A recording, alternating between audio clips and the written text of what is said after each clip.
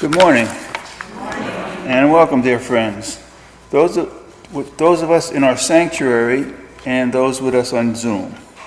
Welcome to our spiritual home, the Unitarian Universalist Church of Tarpon Springs.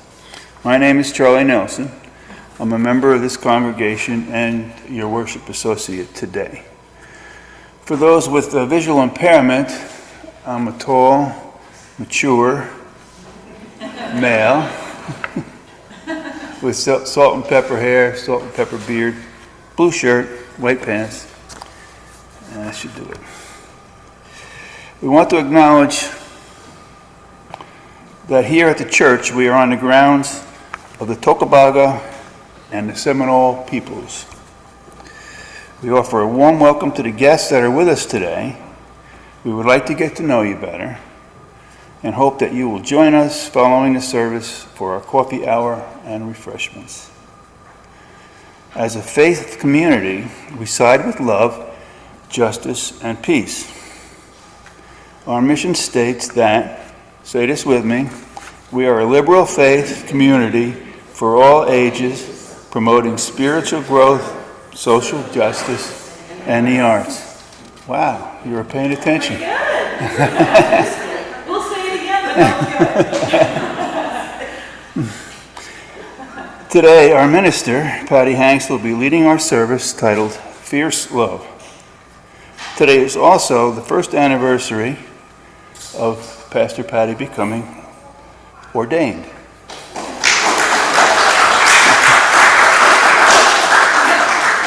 I'm a 1-year-old minister. Yes. Congratulations. Thank you. Happy anniversary. We're blessed to have you. You're a real treasure. Go on. Okay. I will. That's about it. The well's dry. Our beloved music director, Bonnie Whitehurst, is on vacation, and our choir is on a short summer break. We are pleased to have our friend, Joy Katzen-Gutherie, back with us today. Joy, thank you for sharing your musical gifts with us. Again, a warm welcome to our Sunday service. Our opening song is 131 in the Gray Hymnal, Love Will Guide Us. Please rise or sit, and sing with us as you are most comfortable. Thank you.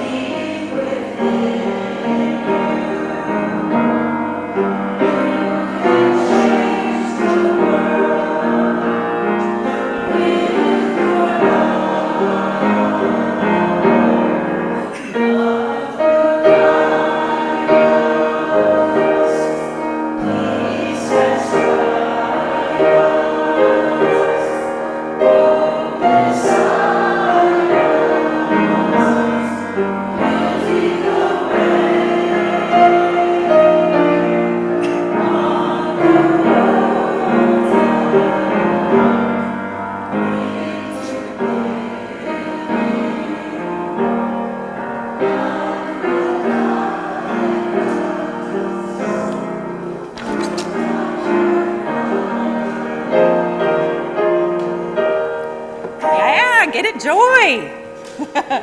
Nice. Good morning. I'm Patti Hanks, she, her, the minister here at Unitarian Universalist Church of Tarpon Springs. How very glad I am to be with you. I'm a white woman in what I hope is a very long Act 3. I have graying brown hair and brown glasses. I'm wearing much rainbow color today, including the bright gold rainbow stole my family gave me at my ordination last year, which was 1 year ago today. I add my welcome to Jean and Charlie's and affirm that all of who you are is sacred, and all of who you are is welcome here at Unitarian Universalist Church of Tarpon Springs. As UUs, we side with love, and we center our shared values in love. We side with already marginalized and threatened people and groups who are even more vulnerable and more at risk in these unraveling days. Like you, I weigh out every day what to do next that is within the sphere of my influence. I honor and celebrate every effort and action of courage and conviction made by you and everyone who is seeking to live out loud their values. So our congregation is engaged in local June Pride Month events and celebrations. We showed up at the Dunedin Family Pride Day last Sunday with our partners, the Navigator Scouts, a program that includes every scout without discrimination, and with Lizzie's Rainbow Family Wellness Therapy practice. We will be marching with the Clearwater and the St. Pete UUs in the St. Pete Pride Parade on June 28th. Come and join us. And I think we contact Greg. Okay, so Greg, yes, okay. Greg can give a little whoop whoop. Also, I want to say that Jack will be accepting Tarpon's Pride Proclamation at the Board of Commissioner meeting on June 24th, which is a Tuesday, June 24th, at 6:30 p.m. We would love for you to show up at that. And I'm going to be giving the invocation, so come and join us. I'm glad to be part of a denomination that honors and affirms the worth and dignity of every person. May this be a season of deepening faith, renewed courage, and fierce love. So I spent a very good time with Starfire and Griffin at the Family Pride Day last Sunday. And I asked Griffin to begin our service today with a beautiful, powerful piece he has written about love and transformation. Thank you, Griffin.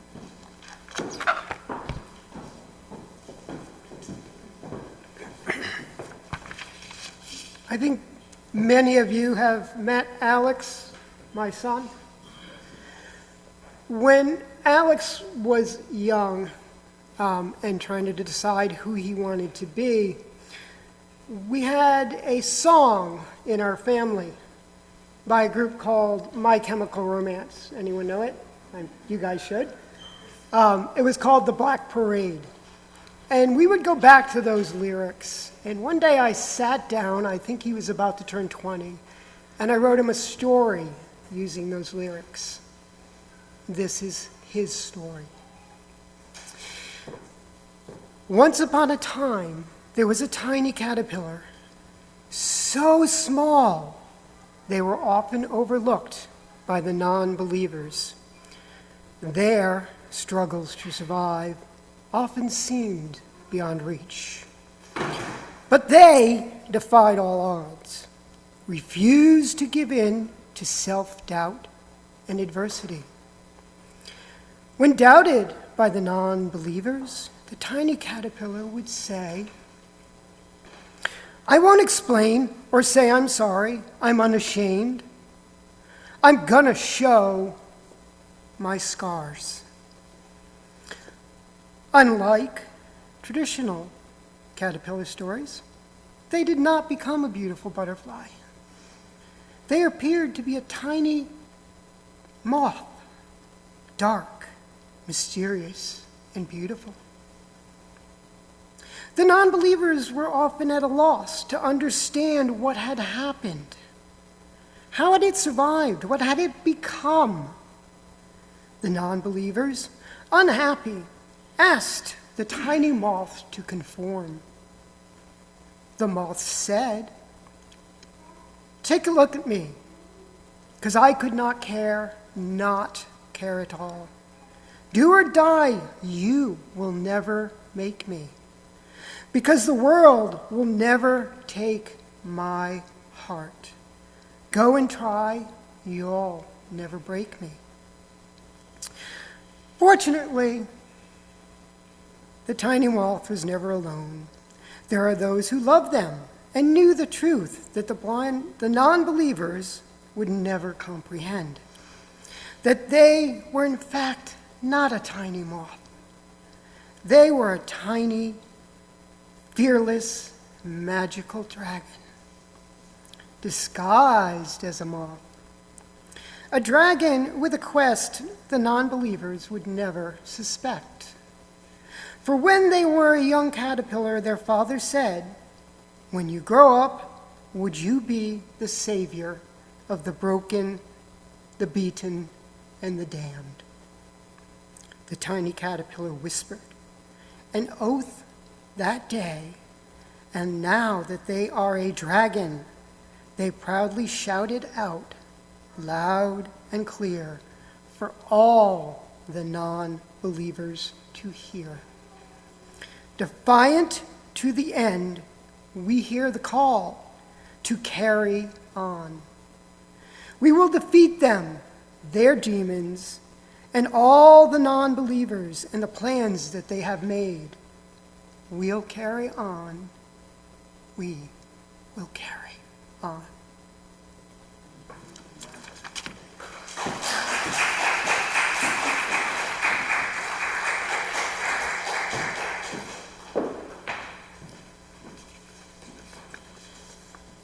Thank you, Griffin. Don't go too far. We have asked Griffin to light our chalice this morning. We thank him for the many ways he makes our community brighter.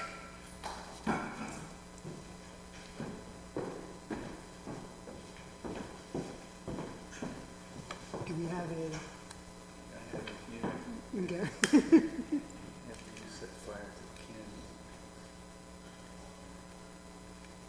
Hey, I did it in one shot.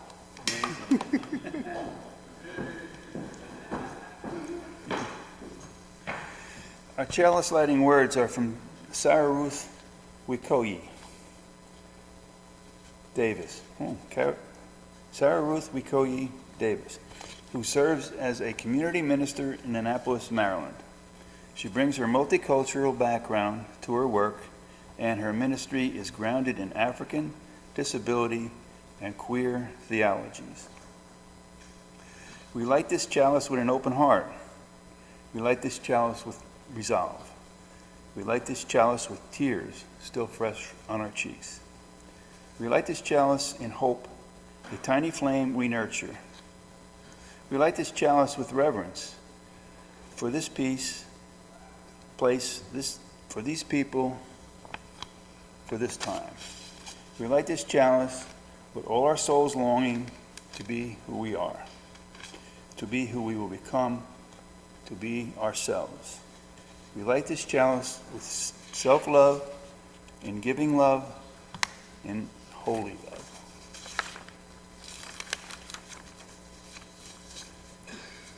Unitarian Universalism is a covenantal faith. We will now read together our congregation's covenant. We strive to look for and encourage the best in each other as we move toward justice, peace, and love for both ourselves and the world. And when we fall short, we will seek understanding, reconciliation, and a return to covenants. Each week we sing Spirit of Life together, which is hymn 2, 3 in the gray hymnal. Sit or stand as you prefer.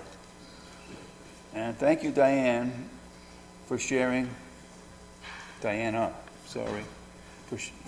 hand signs this morning. You are welcome to try them out with her.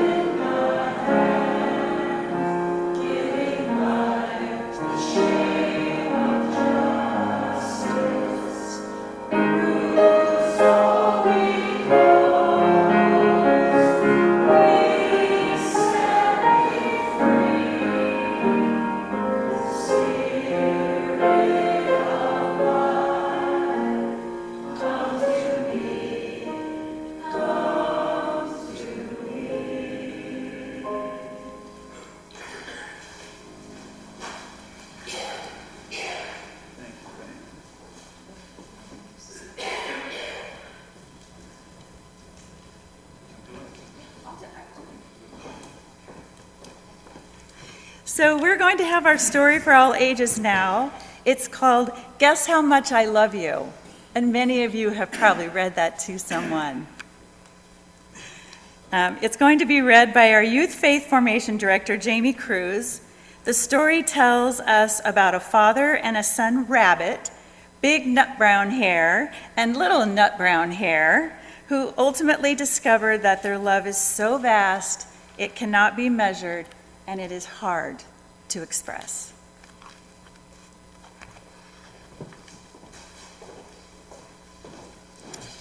Good morning, everyone. So as I read this, if you have littles, think about if you've ever had these kinds of arguments with them. I know I do almost every day, which I am very grateful for. The only argument I do love. So guess how much I love you. The author is Sam McBratney and illustrated by Anita Jerome.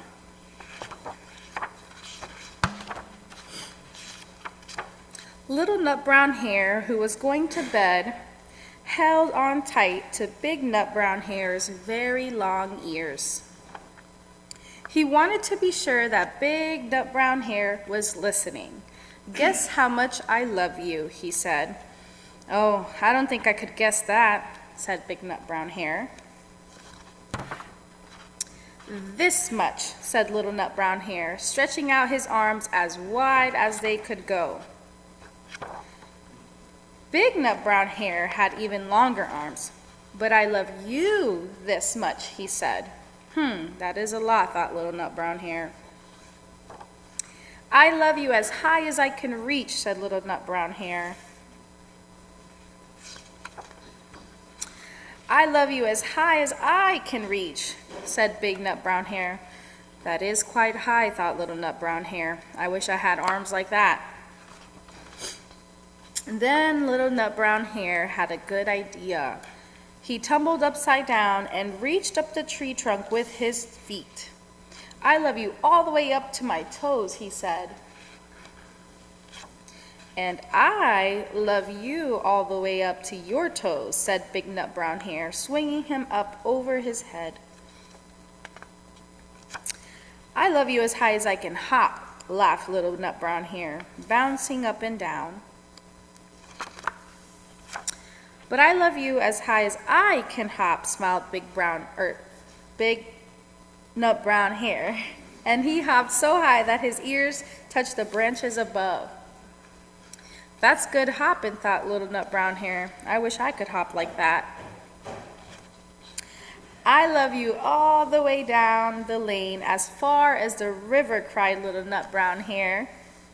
I love you across the river and over the hills, said the big Nut Brown Hare. That's very far, thought little Nut Brown Hare. He was almost too sleepy to think anymore. Then he looked beyond the thorn bushes, out into the big dark night. Nothing could be farther than the sky. I love you right up to the moon, he said, and closed his eyes. Oh, that's far, said Big Nut Brown Hare. That is very, very far. Big Nut Brown Hare settled little Nut Brown Hare into his bed of leaves. He leaned over and kissed him good night.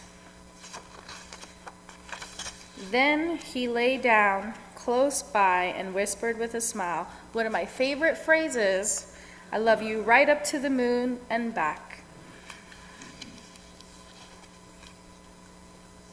And that is our story for today. Thank you.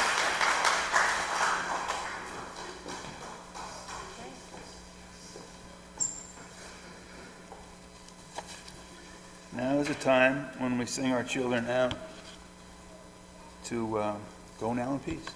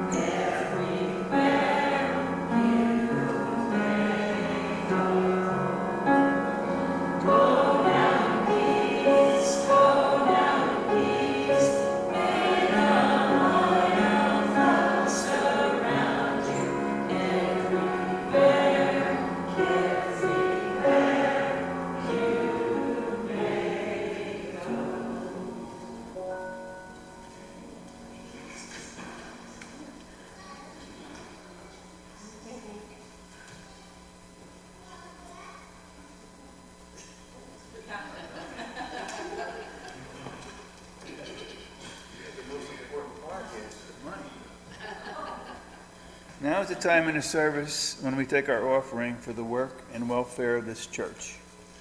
You can also donate on our website, uutarpon.org. Your donations sustain our community and are gratefully received.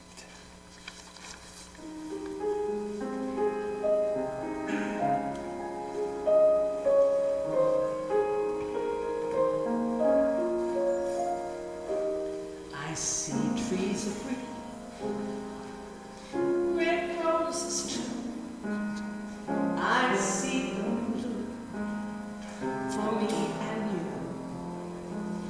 And I think to myself, what a wonderful world. I see skies of blue and clouds of white, the bright blessed day and the dark sacred night. And I think to myself, what a wonderful world.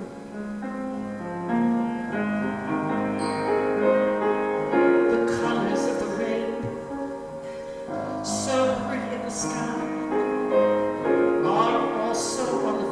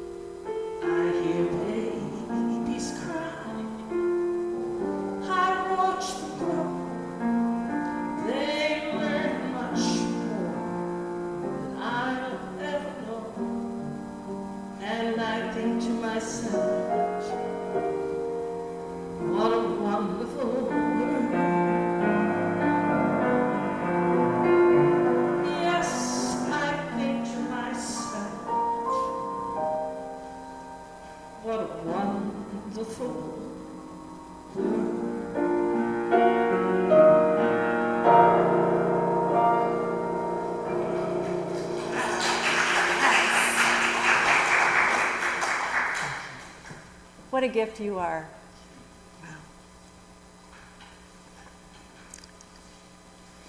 I love our tradition of taking a moment for reflection on Sunday mornings. Thank you, Joy, for sharing your music. There is much wonderful in this world. I invite you into a shared quiet space, maybe to think about the colors of the rainbow, maybe trees of green, skies of blue, red roses too, or something else that you love.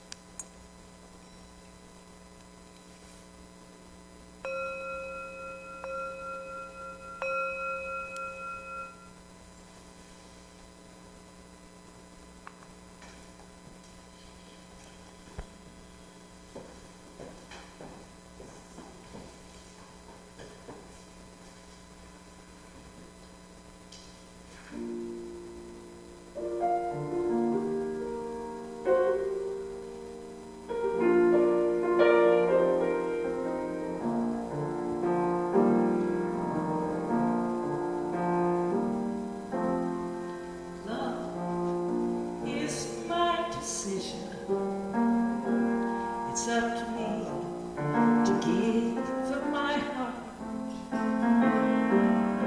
Love is my decision.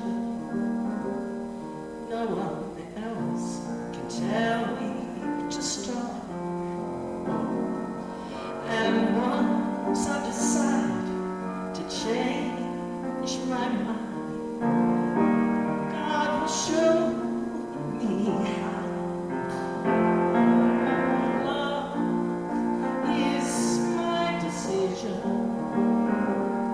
My decision, right here and now.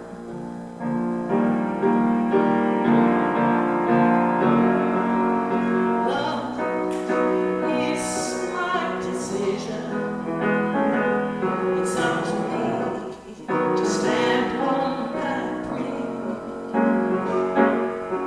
Love is my decision.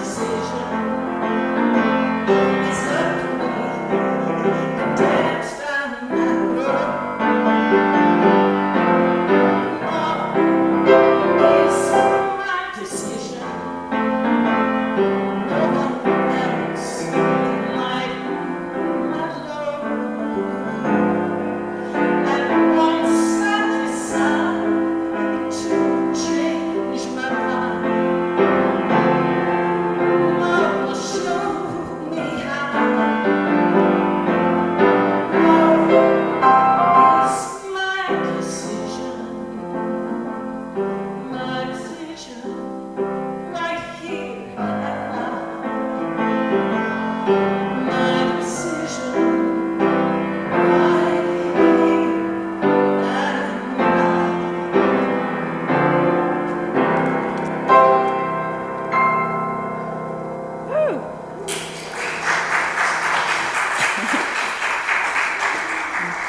So when I was in seminary and somebody said something in class that was like amazing, or somebody sang a song like this, someone would usually scream from the back, "That'll preach!"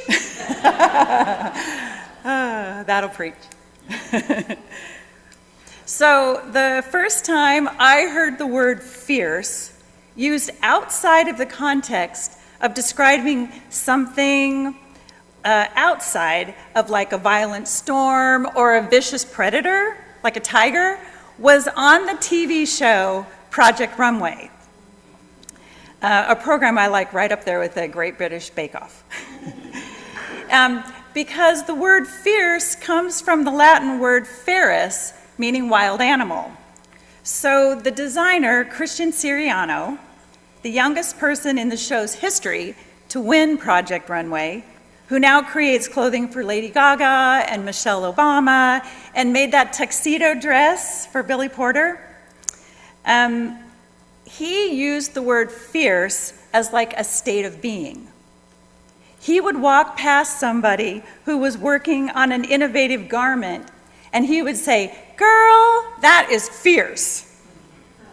Meaning, you are being authentic, you're working on a super great outfit, you're boldly embracing your individuality, you're being fabulous.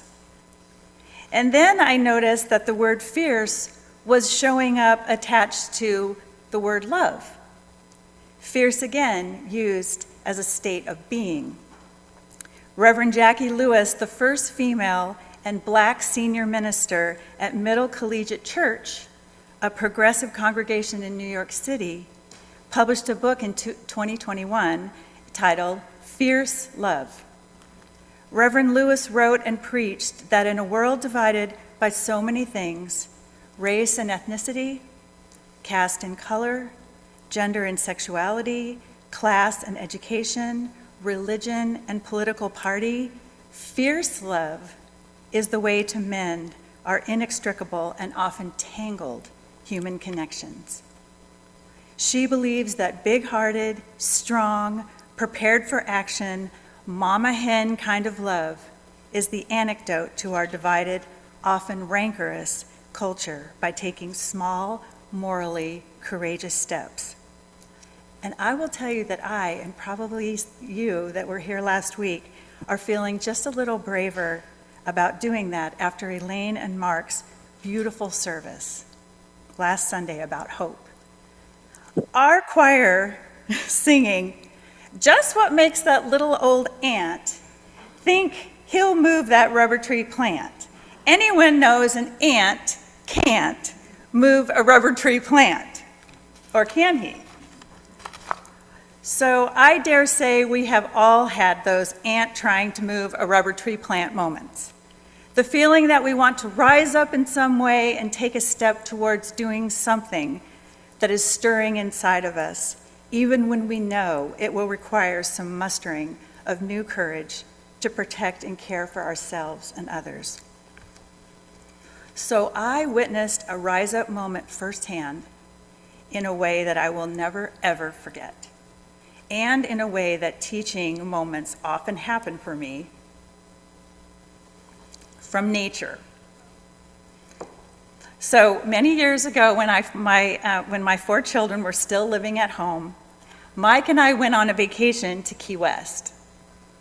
It was our first vacation, just the 2 of us, because when Mike married me, I had 2 little kids, and even on our honeymoon, we only spent 2 nights at the beach. So if you've been to Key West, you know that it is an island of free-range chickens and people. They roam through the yards and the alleys and the restaurants. Chickens are a legally protected group in Key West. And some would say they are a lot like Key West itself, historic, colorful, and sort of wild and noisy. So Mike and I were walking down the sidewalk one afternoon, close to a mother hen who was walking the same direction as us, and kind of a short distance behind us. She had a brood of darling little fluffy chicks that were following her. They were traveling just below us in that gutter area where the sidewalk and the road meet. And I was like, oh, that is so cute. And I stopped to watch them as they passed. And the mama hen came to a sudden, full halt, and I saw her notice me out of the corner of her eye. And before I could react, she simultaneously squawked at me, and I know now it was a version of, oh, no, you didn't. And she flew up on the sidewalk and pecked me on the leg, hard, to a little blood. And then she went straight back to her chicks, and they continued down the road. And I swear she looked back at me, and I said out loud to her, Mama, I get it. I have 4 kids at home.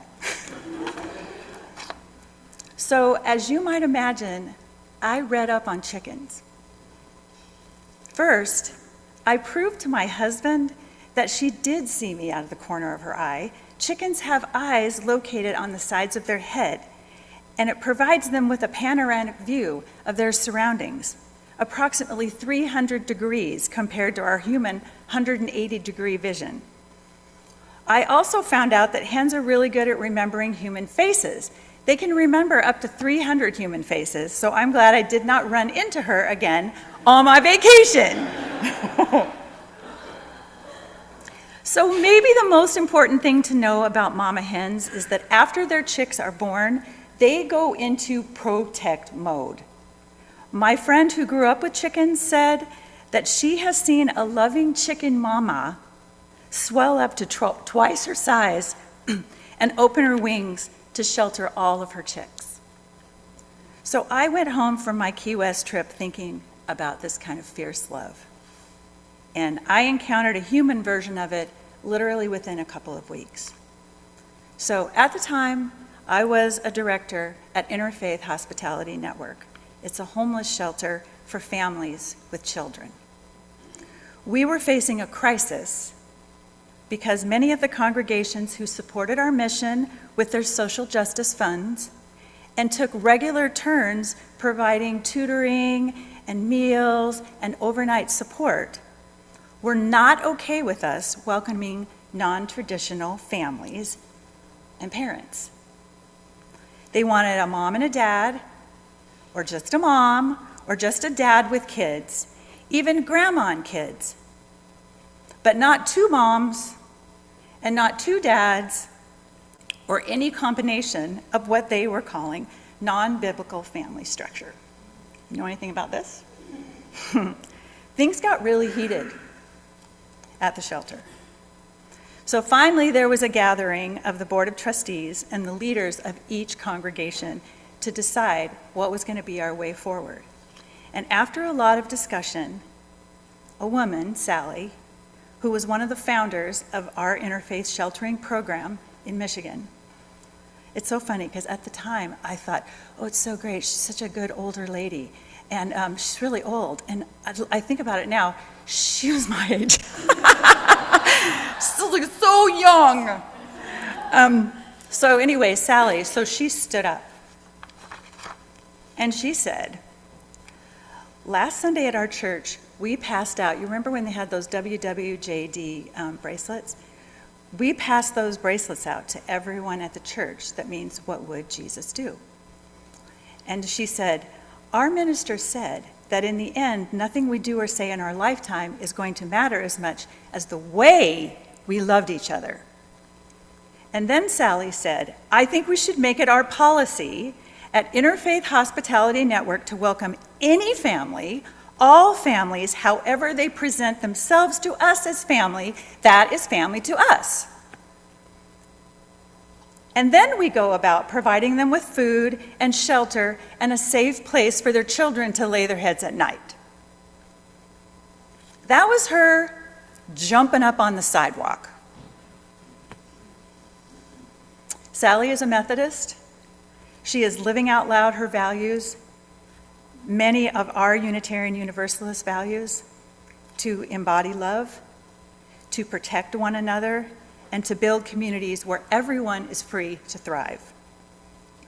So this week I went online and I looked at that shelter's current bylaws. And I want to tell you, Sally's language is still there. The bylaws read, quote, "We recognize families as they present themselves as family." So recently I had another example of this kind of fierce love, how it can walk its walk. So my friend's son came out as gay. They have been attending a church that teaches that we love the sinner, but we don't love the sin. It's their variety. All of their extended family attends the same church.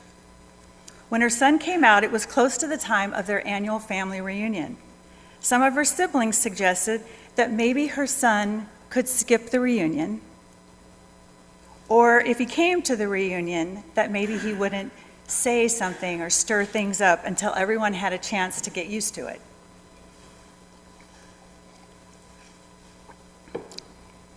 So my friend jumped up on the sidewalk.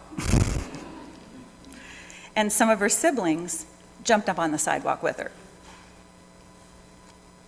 One of her siblings said, "Love is my religion." And one of them said, this is reporting from her, "I do not believe this is what Jesus would do, not the Jesus I believe in." They put love at the center, and it was clear to them what to do. And he went to the reunion. So I want to affirm that as Unitarian Universalists, we create a place where all are welcome and all are sacred. I say it every week. I will say it every week. I want to show you there's a model. I'm not sure if I made it onto there. My husband and I tried. Is there like a little model? Oh, I did it. I'm also technology sound. So this is a model. Some of you know, but some of you are new. And so these are Unitarian Universalist core values. And they are centered in fierce love. Our values: justice, equity, pluralism, interdependence, transformation, and generosity, all centered in love. This is a 2D model, but the way it works is by making it a 3D model. It's the way it walks. Its walk is the way any of this matters, especially for our youth. I appreciate so much you talking about your trans son, Alex. It's so powerful. So I want to end today with the voice of 50,000 youth.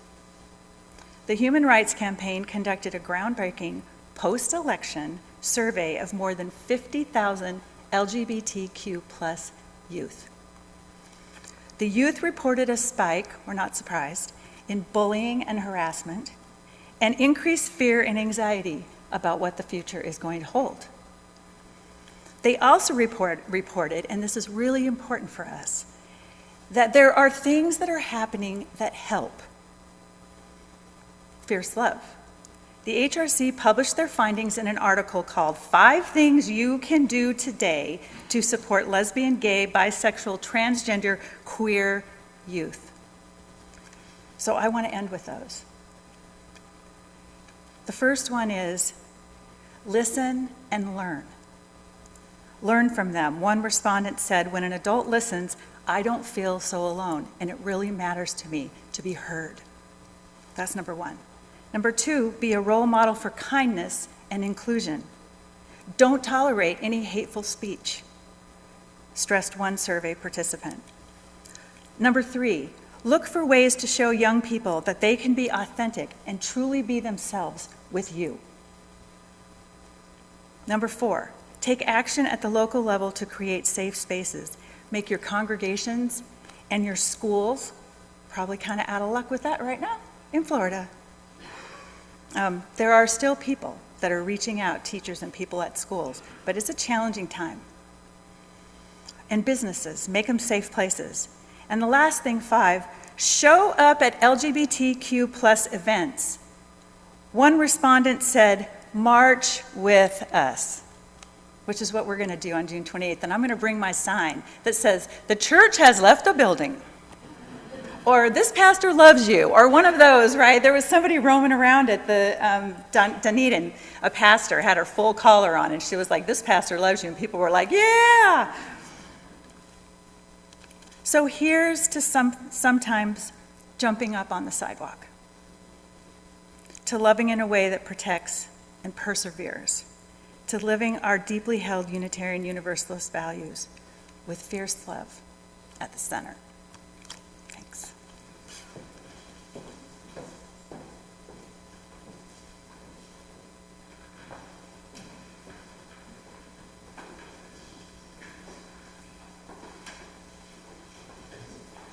Please join me in hymn number 6 in your great hymnals, Just as Long as I Have Breath. Please stand or sit as you're comfortable.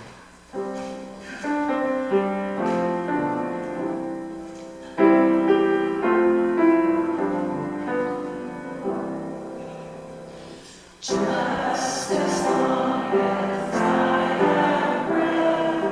I must answer yes to life. Though with pain I in my way, still with hope I meet each day. If they ask where I did well, tell them I said yes to life.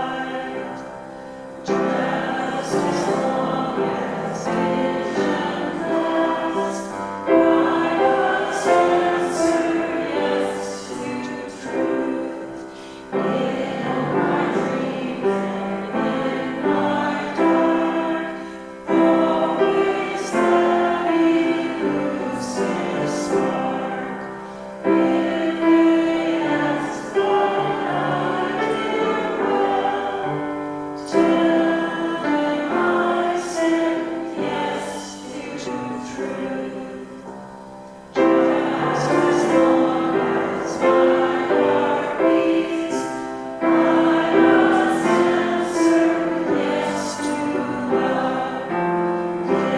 Disappointment pierced teeth through, still I kept on loving you. If they ask what I did best, tell them I said Yes to love.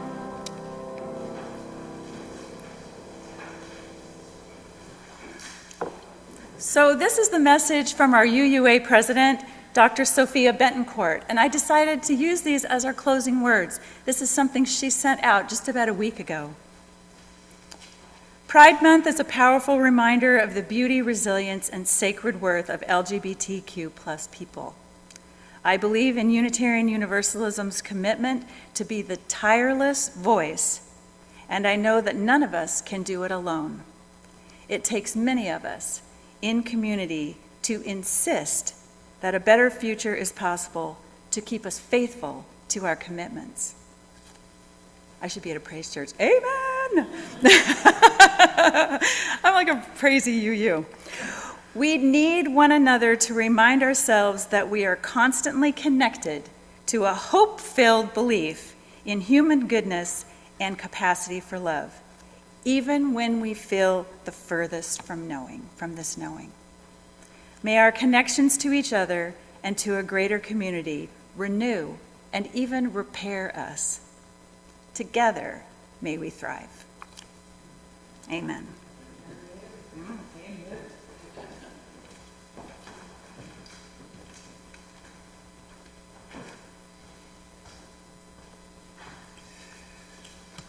We are glad for the time we shared together this morning and glad you were here.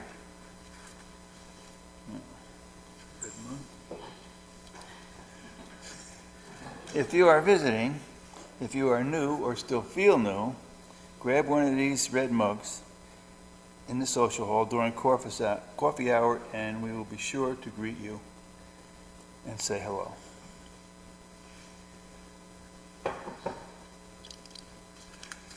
Our closing words today are from Eric Hepburn, a seminary student and lay minister at the First Unitarian Universalist Church of Austin. We extinguish this flame to remind us love is the center. As we explore the rest, engage, and heal, love remains the center. When hope is hard to find, may love remain at the center. And may the light of love and courage go with us out into the world.